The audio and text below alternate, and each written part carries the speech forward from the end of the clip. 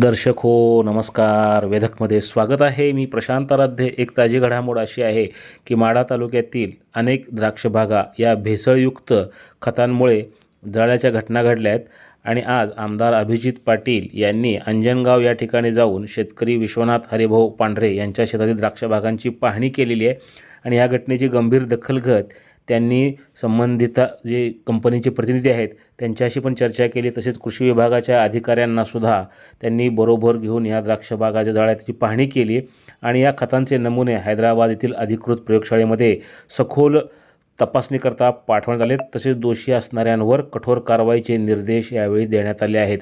कृषी विभागातील अधिकाऱ्यांना तत्काळ त्यांची लेखी नोटीस द्यावी अशी सूचना करण्यात आली आहे. तसेच बाधित शेतकऱ्यांना योग्य ती नुकसान भरपाई मिळावी अशी मागणी देखील आमदार पाटील यांनी केली आहे. यावेळी कृषीनिष्ठ परिवाराचे नितीन कापसे, तालुका कृषी अधिकारी चंदन, कृषी गुणवत्ता नियंत्रण अधिकारी गावडे, विनंती कुलकर्णी, योगेश पाटील, नागेश इंगळे यासह अनेक जण उपस्थित होते. संबंधित शेतकरी खत कंपनीचे प्रतिनिधी तसेच कृषी विभागाच्या अधिकाऱ्यांना खताचं प्रात्यक्षिक घेण्यास सांगण्यात आलं आहे. शेतकऱ्यांना नुकसान भरपाई देण्याचे स्पष्ट आदेश देण्यात आले असून सदर प्रकरणामध्ये शेतकऱ्यांची कुठेही चूक आढळल्यास त्यांची जबाबदारी आपण स्वतः स्वीकारू असे ठाम आश्वासन आमदार अभिजित पाटील यांनी यावेळी दिले आहे. पहा यावेळी बोलताना नितीन कापसे आणि आमदार अभिजित पाटील काय म्हणाले.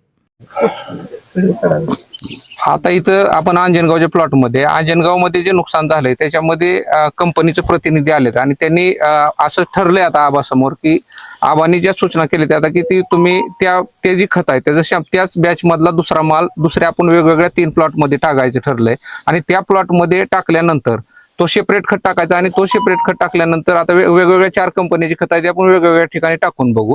परंतु त्या शेतकऱ्यांचा जो संशय आहे तो यांच्या कंपनीवर जास्त असल्यामुळे असं ठरलं की आपण तो खत 4 प्लॉटमध्ये टाकायचा आणि जर त्याचं नुकसान झालं तर त्याचं पूर्ण नुकसान द्यायची जबाबदारी ही कंपनीच्या मालकाने आबाला फोनवर बोलून घेतलेली आहे. त्याच्यामुळे शेतकऱ्यांना आपण 4, 5, 6 दिवसाचा कालावधी तोपर्यंत आपल्या लॅबचा रिपोर्ट पण येतील आणि तोपर्यंत आपल्या इथं आपला लाईव्ह डेमो पण होईल. 4-5 दिवसानंतर आपण पुढील निर्णय घेऊ. आबाने जो निर्णय घेतला त्या मताशी आपण सगळेजण सहमत राहू. ओके.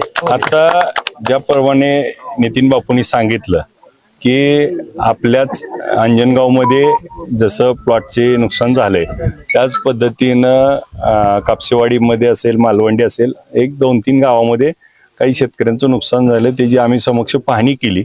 संबंधित तालुका कृषी अधिकारी त्यांचं टीम सोबत कंपनीचे प्रतिनिधी आणि सर्व शेतकरी प्रतिनिधी आम्ही सर्वांनी एकमताने असा निर्णय घेतला की 4 झाडावरती ते खत टाकून सॅम्पल बघून 10 दिवस ते 15 दिवसामध्ये त्याचा रिझल्ट जर हे बाग जशी जळाली तशी जर दुसऱ्या बागेला नुकसान झालं तर त्या नुकसान भरपाईचे कंपनी त्या ठिकाणी त्यांना अदा करेल आणि हा पुढं खत विकणार नाही आणि जेणेकरून या शेतकऱ्याचं नुकसान आहे ते त्या ठिकाणी भरपाई मिळेल आणि यातून नेमकं सत्य काय आहे हे समोर येण्यासाठी आपल्याला हा प्रयोग करणं आवश्यक आहे आणि यानुसार आज निर्णय झालाय. त्याचं सर्व प्रोसिडिंग केलंय आणि त्या प्रोसिडिंगनुसार हे पुढील कारवाई केली जाईल.